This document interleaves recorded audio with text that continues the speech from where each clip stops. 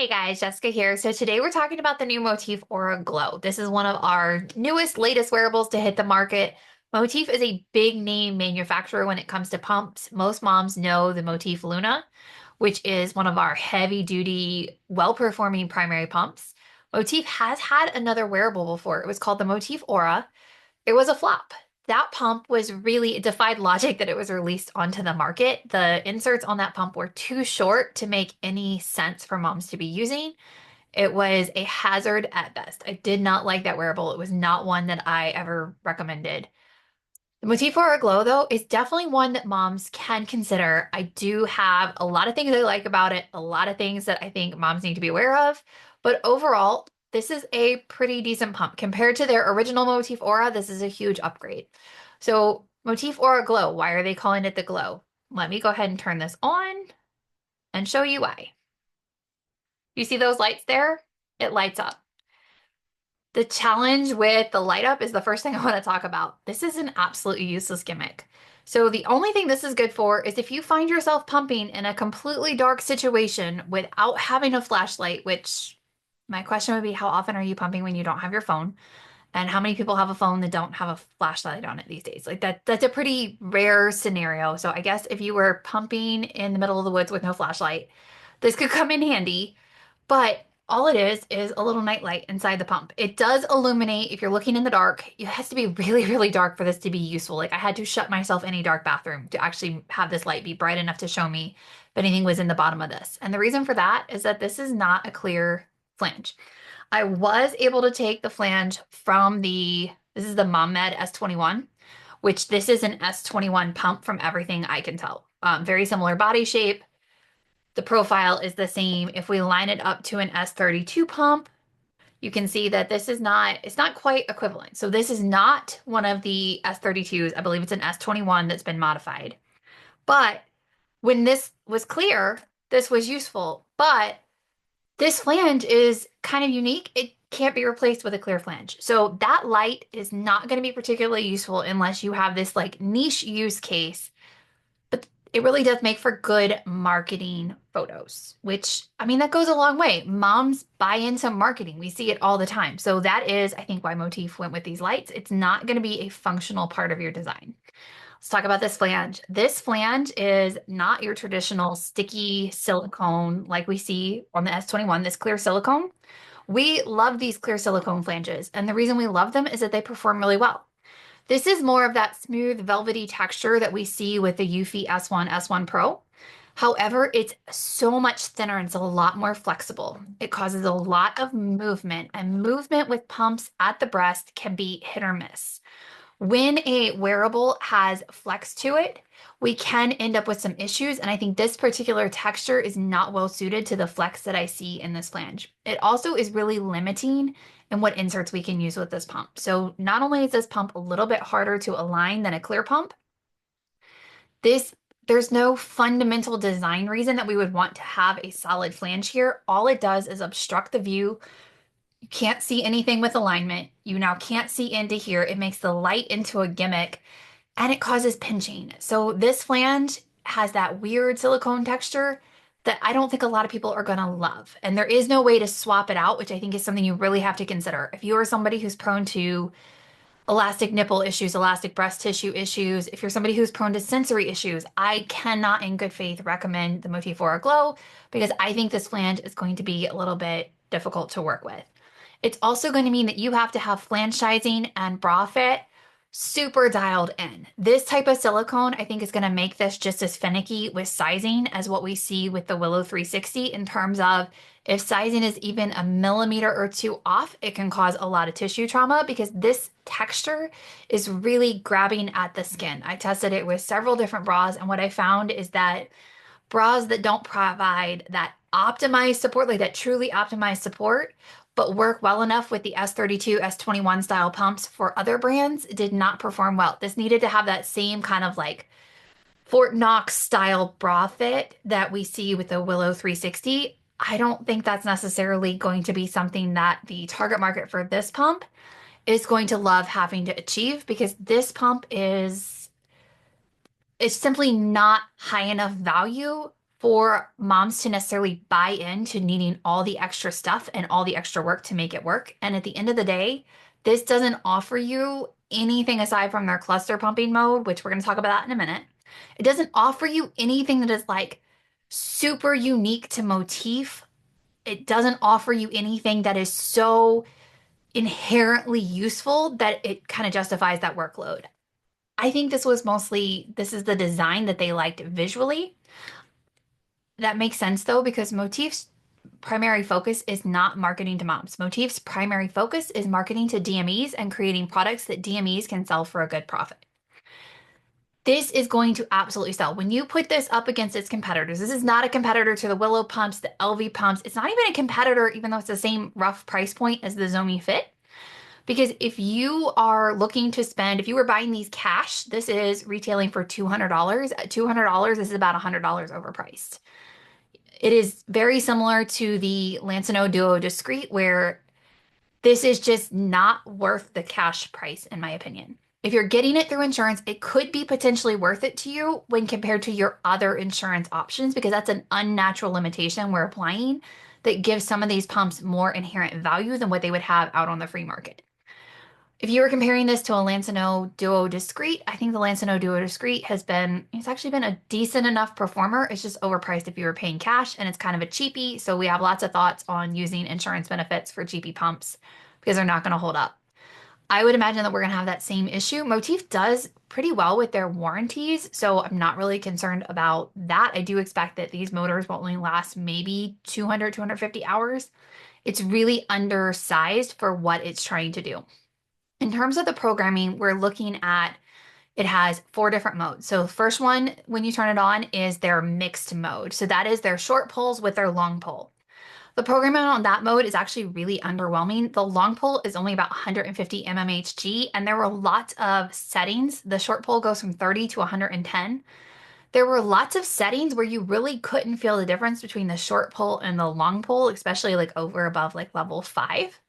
It just felt like the pump was changing rhythm, but the change between the short pull and the long pull was so insignificant. It just felt like the pump was kind of struggling, even though it was doing exactly what it was supposed to. It is running really fast, so it's 85 to 100 cycles, 7 cycles per minute on that setting. Sorry, having trouble talking today. So it is running really fast. I do think that does allow that lower suction to be functional, but there's just something about it. It's a very underwhelming performing setting. Expression is just that standard longer, stronger pull. It started at 115 mmHg. It goes to 270 mmHg, which is pretty impressive for a wearable. It doesn't feel as strong as it necessarily should because of this heavy silicone. This type of silicone absorbs a lot of suction. We see that with the Eufy S1 Pro and the Eufy E10, where the Eufy E10, even though the motors are the same per the company, it does not pull the same suction when it's using that heavy skin-like silicone on the S1 Pro. We have the same thing here, except you really feel like you have to go up a lot higher. And this pump slows down dramatically as you get above 150 mmHg, which is a sign of a lower quality motor because the longer, stronger pulls while faster will kill a low quality motor very, very quickly. So I don't expect that they invested in like a higher quality motor to try and make a more durable pump with more functional programming. I expect that this was designed to market to DMEs, that's their primary focus. So you just have to know that when you buy it. So expression goes from 85 cycles a minute, which is really good, all the way down to 25, and it drops very, very quickly. Their stimulation mode was actually a fairly good range of cycle speeds and suction. It's 60 mmHg to 150 mmHg, going from 115 cycles per minute to 72. So that's going to be good for somebody who's been using the Motif Luna. I suspect that most moms who are doing well enough on the Motif Luna are going to do okay enough with this pump as long as that flange and the insert situation with this pump doesn't cause an issue. The big thing with their pump is they're advertising this cluster mode. So cluster mode, what they're describing is something that's called cluster pumping. And I'm going to have another video that releases in the next couple of days is going to talk about the difference between cluster pumping and power pumping. This cluster mode is neither of those. So power pumping means you pump for several minutes, take a short break to allow the tissue to kind of rest, allow the hormones to settle a little bit, and then you pump again in very quick succession in order to keep spiking prolactin. It's going to maximize the number of prolactin spikes over the course of an hour. Cluster pumping is when you pump several times over the course of several hours. So you're pumping for a few minutes because the majority of the milk in the breast is actually expressed within the first few minutes because milk is not only stored in the breast, but it's synthesized in real time. So most of what you get during a pump session that's been kind of like stored in the breast is expressed very, very quickly if you're pumping efficiently. Cluster pumping is when we're basically using that rule to help encourage the breast to stay empty over the course of several hours. That actually mimics what a newborn does, where they're just constantly emptying out the breast in order to stimulate more supply. So those are not the same thing. This cluster mode does neither of those. What it does is it alternates periods of short light suction with higher suction. That is going to encourage letdowns for a lot of moms. It's a 30-minute cycle. I think it's probably going to be quite effective at emptying the breast because that decrease in suction is going to increase the number of letdowns we get. We use that in something called cyclical pumping, where we go between stimulation and expression. That's really all it's doing is it's going between that, but it does it in this very weird, unpredictable way. So yes, that may be a good thing, but I think we're going to have moms who think that using that cluster mode is going to be the same as power pumping or cluster pumping, and it's simply not going to be that. It could be used in conjunction with controlling the pump manually to do something like power pumping. I would be interested to see how people do with that cluster mode and combining it with power pumping. So using that program that alternates and then taking a break. I think that could be effective, but it's not going to be something that you're going to be able to put on autopilot because they're using a term that moms are readily familiar with, but they're using it in a way that's kind of a little bit of like deceptive marketing. This pump does not have a power pumping mode to it. The only pumps that we have on the market that have a true power pumping mode where brakes are built in fully to truly utilize that strategy are the Ardo Alyssa and the PeriFit pump. This is not one of those. This is using very similar programming to like the Eufy, where it's alternating back and forth. We see the same programming on the LV with their mixed mode where it goes back and forth. This just does it on a slightly random schedule and it's very unpredictable. I think the problem is going to be is that a lot of people find super low. It's low and slow. It's not low and fast. That low and slow suction is meant to kind of make your body not notice it, but it can actually be irritating over time. So we may see some people have some increased nipple sensitivity. We may see an increase in nipple pain, particularly if we don't have flangizing dialed in. I'm not, I like the cluster mode. I like the idea of it. I think more of the companies producing wearables should be looking at stuff like the Eufy and LV programming with that switch back and forth between stimulation and expression. But I'm not sure that this cluster mode does that in the ideal way. We're going to have to wait and see how that kind of pans out with real world use. It could be really good. It could also just be another underwhelming pump company putting out something that we really don't find a need for. I think most people are going to need to use this pump using cyclical pumping, which is going to be alternating between the stimulation and expression that is best for their body, either based on milk flow or based on time. So let's talk about the insert situation with this pump. So this is a fairly short tunnel and it was really sensitive to suction loss. And the reason for that is because of this flange. When I was able to put this flange or this pump and this pump body with this clear flange, now we cannot use this because it actually exposed a hard piece of plastic inside the pump because they're not quite cross compatible. So we cannot use that on actual human bodies, but we could use it on the suction gauge to confirm that the issue is the flange is pulling the inserts and it's pulling it into that suction blocking zone. And it's because this insert has a whole lot of flex. I mean, this is not a solid surface and it's very, very flexible compared to this, which creates an air seal, kind of grips the skin appropriately.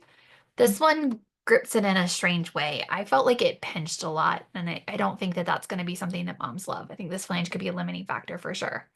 But in terms of inserts we could use with it, we essentially have the lactation hub inserts. Those are the thin, clear silicone ones. You can get them from Lactation Hub, or you can get them on Amazon or the Nursey Luna. Motif did include inserts with the pump in 15, 17, 19, and 21, but the inserts just They just weren't great. And they actually kept like rolling up against the areola.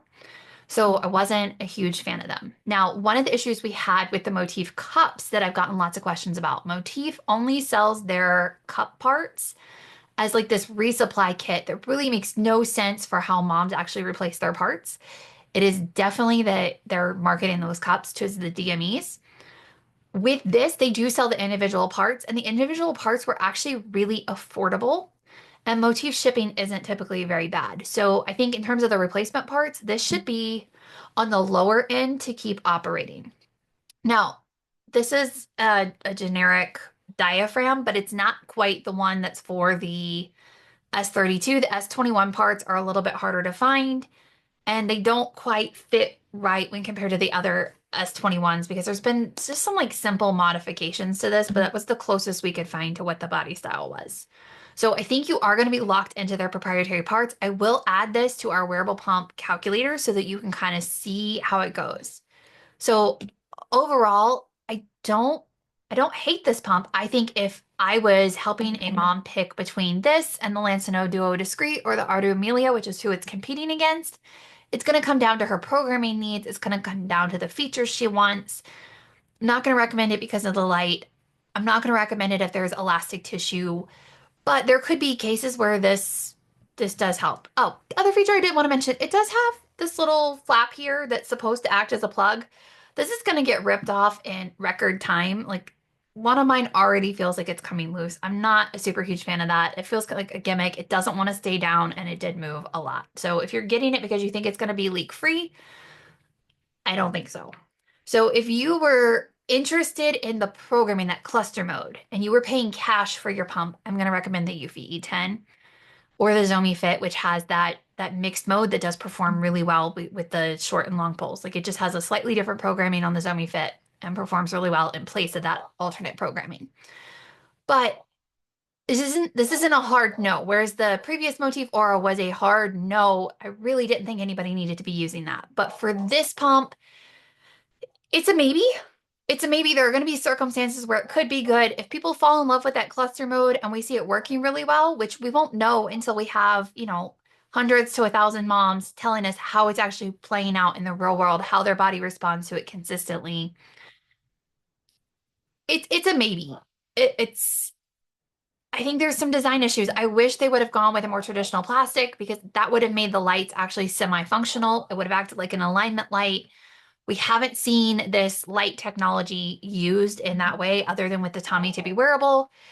And it was proving to be okay enough on the Tommy Tippy wearable that I want to see more companies use it. I want to see that be used more often.